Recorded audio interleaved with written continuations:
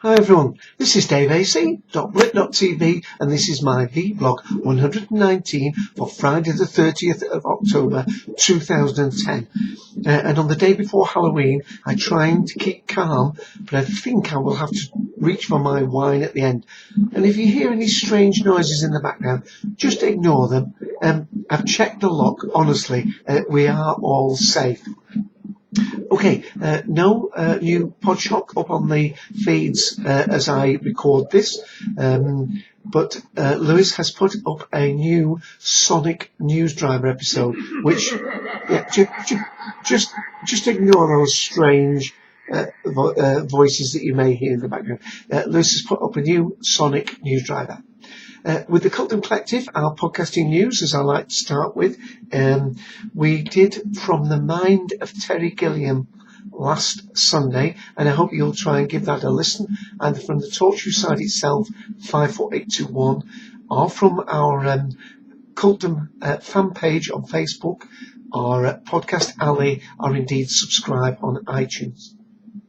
We also put out later on the Sunday a late night studio show that Ian and myself did called Nightcap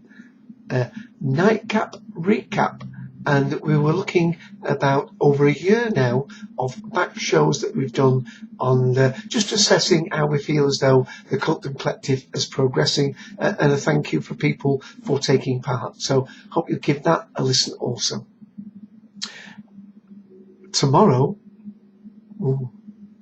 Tomorrow, Halloween, we are doing a history of horror, and we're doing from very early silent movies, although being a podcast we won't spend long on the silent movies, going through to horror through the different ages. And the inspiration for that has been, of course, Halloween itself, but it's also been the three-part series by Mark Gatiss that's been on the television here in the UK, and I'll just show you some information about that in a moment.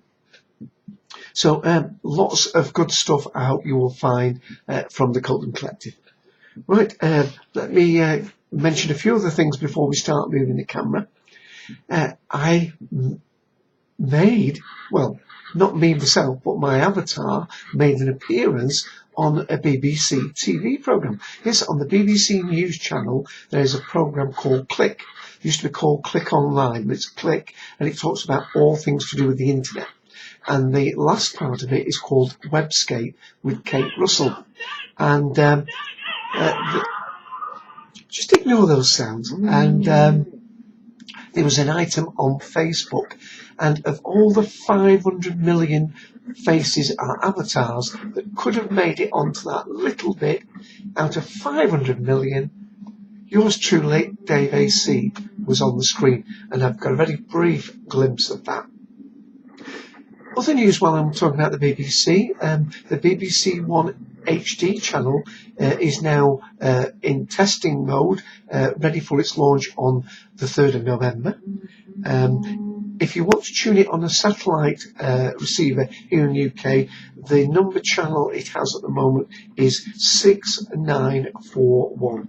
That's before it goes live on Freesat, of course, but you can actually manually tune it in. There's been one bit of controversy about it already, and I'll show you that when I move the camera, and that is the size of the logo that they're using.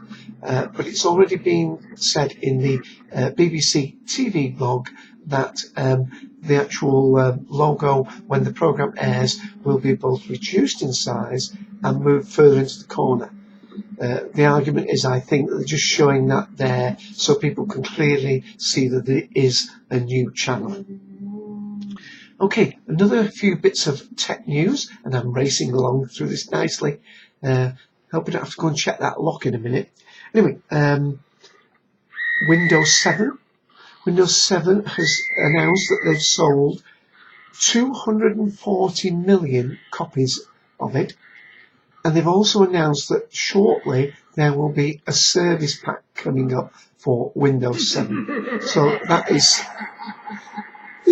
Quiet down there. Can't you see it? So that is quite interesting. And also, I only said last week about Firefox having an update.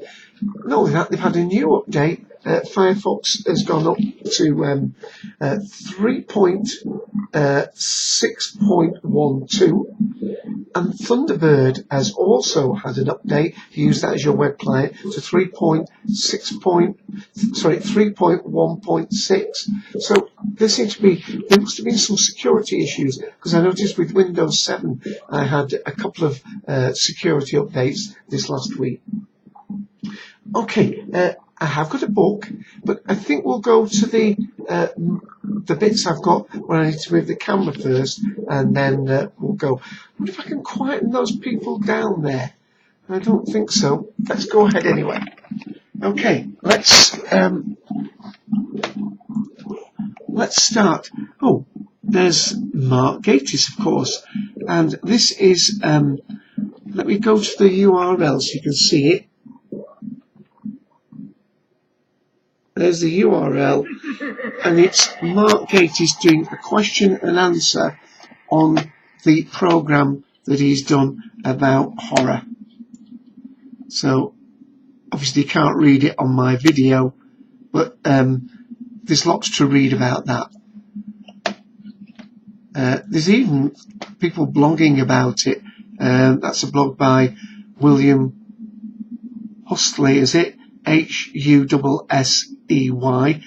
talking about it on the www.trappedbymonsters.com, and that's a blog. So it's brought about a lot of excitement.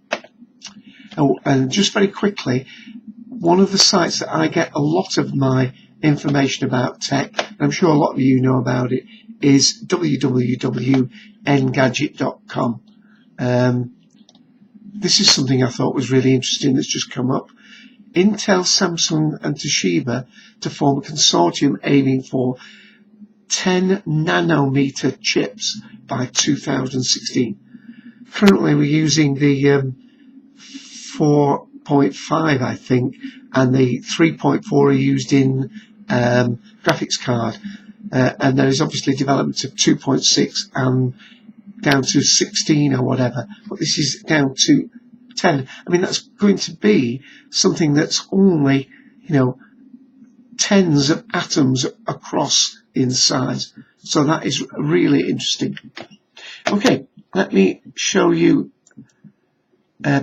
This is a still, obviously from Sarah Jane Adventures. Didn't want to do any spoilers, but that's to just show you what they've done with this blooming logo. Look how big the one there is relative to the picture.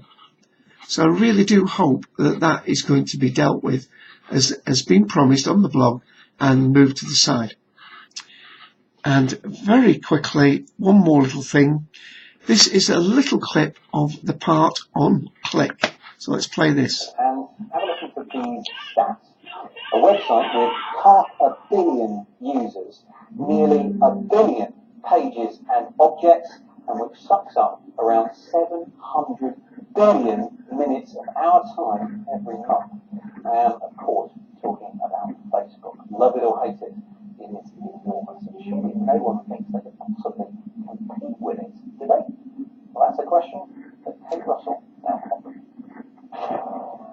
There's been no shortage of criticism. In a second you'll see me come up on Facebook. Any second now. Dave Cooper! Even if that need isn't exactly clear. If it's updates on the status of...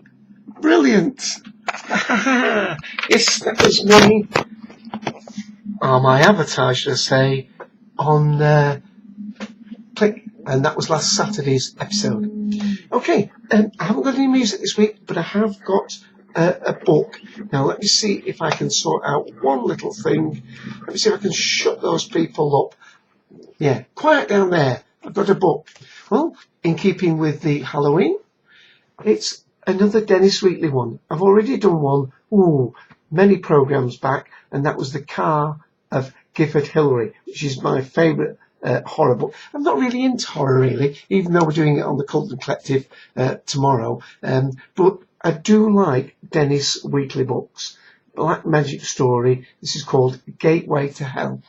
And I'm just going to read a little bit. The de Richelieu, the Duke, Richard and Sylvia are talking about the situation they're in. I won't say what that situation is, but it involves obviously this witch and witchcraft. And as they're in this enclosed room, suddenly they hear a voice from behind. "It is clear to me that you need further instruction," said a firm male voice. Amazed that anyone could have entered the room in so complete silence, the three friends automatically turned their heads to look over their shoulders. Yet there was no one there, and the voice seemed to have come from behind Sylvia's chair. Swiveling their heads back, they stared at her. As they did so, a bright light appeared above and beyond her crown of hair. A maw of mist began to swirl around the light, as though it was a vortex of a miniature cyclone. The mist thickened and took form, coalescing so that it had the outline of a man. Another moment, and it had solidified, so that they now found themselves gaping at a tall, slim, handsome human, as much flesh and blood as themselves. Richard instantly recognized the apparition which had so startlingly materialized. It was the man who in Buenos Aires had been introduced to him as Von Thumb, Don Salvador Marino. So, some of the things you might read in these might not sound so politically correct nowadays, but if you read them in the context, this was written by Dennis Wheatley in, I think, 1970. And there's lots of books you can read from Dennis Wheatley. Let's see if I can get that in focus.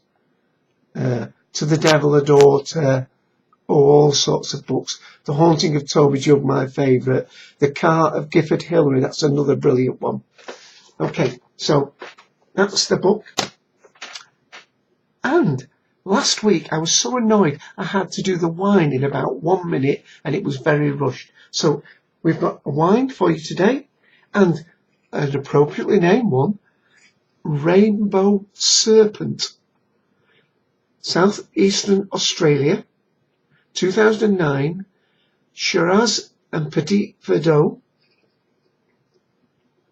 and it's 13.5% by volume. Let's see if we can get that in focus. There you go, it's behaving for me for once.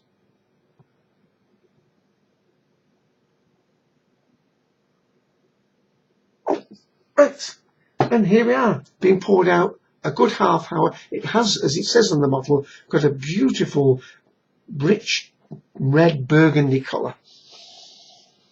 And there's a lot of red berry and more red berry than blackcurrant fruits coming out of it. Let's have a taste.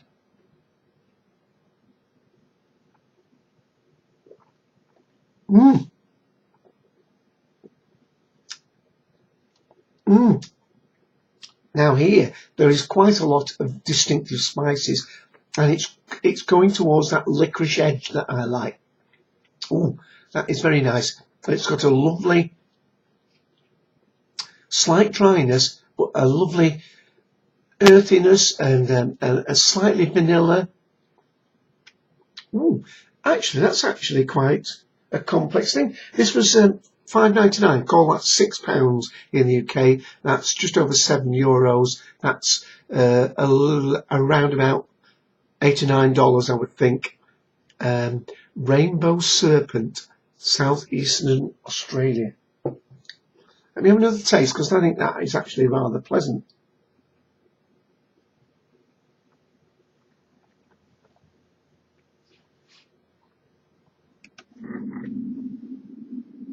Oh, he's trying to get out again. He's smelt the wine.